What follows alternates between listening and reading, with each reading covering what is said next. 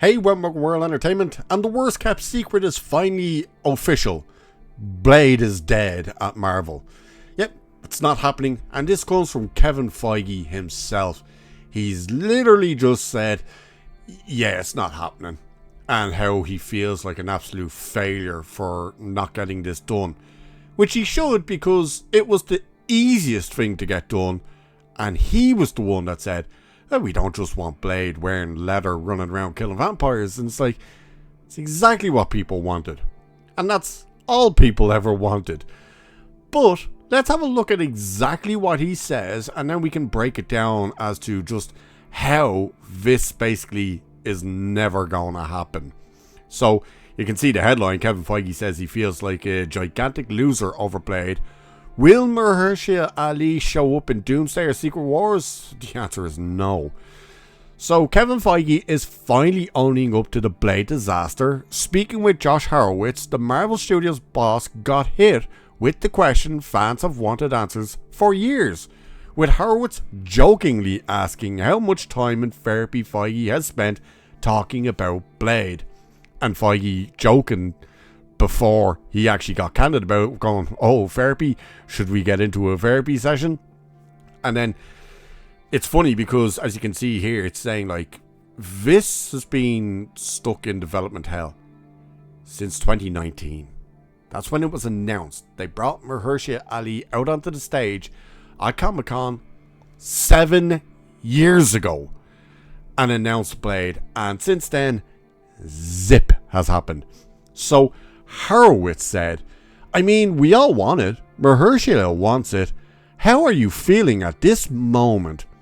So this is where it gets pretty much Blade is never happening. At least with Mahershala Ali.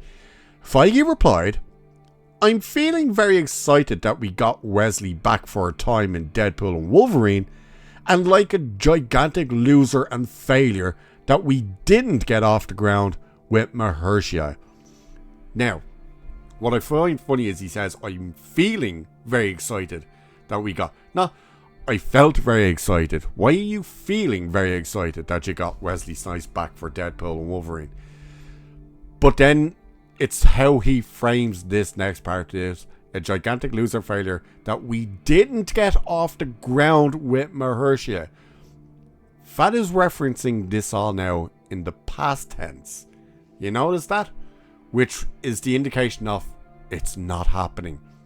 So that's about as honest as Feige has ever been about Blade, which has burned through multiple directors and at least a half dozen writers, with Bashma, or however you pronounce it, Tarki, and Jan Demaj, or however you pronounce it, I don't know how you pronounce these names, both exiting the project and the film getting pulled off the release calendar entirely.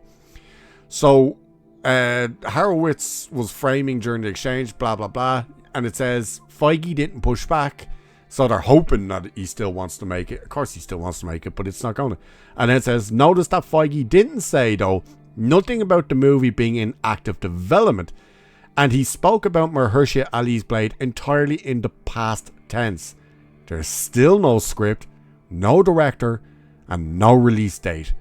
So what we're looking at is Feige finally just pretty much went, it's not happening. We couldn't get it off the ground. Now, I'm curious as to whether Mahershala Ali has something in his contract that he could possibly sue them for the fact that he's only managed to do one movie since he got announced as Blade, and that was Jurassic World Rebirth, because every time he was going to move for something, he was told, well, you can't because Blade is about to happen anytime now.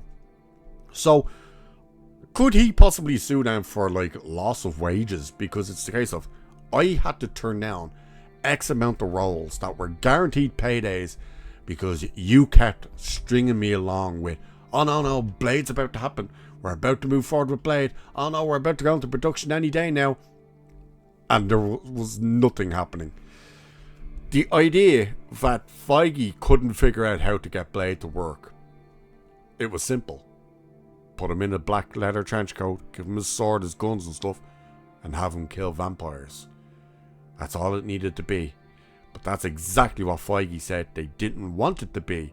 And they were doing everything in their power to try and structure the story to feature Blade's daughter. That they were doing everything to push Blade further back in the pecking order and bring all the females forward. Because, don't forget, that was one of the main scripts they were running with, was Blade was the fourth character in the Blade movie behind all the women. I was just like, what the hell? Sinners was originally an idea for Blade. That's where Sinners came from. Ryan Coogler didn't just come up with this idea, let's have vampires in the 30s. No, that was the original idea for Blade. And they gave it to him. Which is also why it's hilarious that the Oscars, when that happened, they were putting them up for best costume design. It was like, but you didn't design costumes for Sinners. They were literally the costumes that were made for the Blade movie that was going to be set in the 30s. It's all so messy.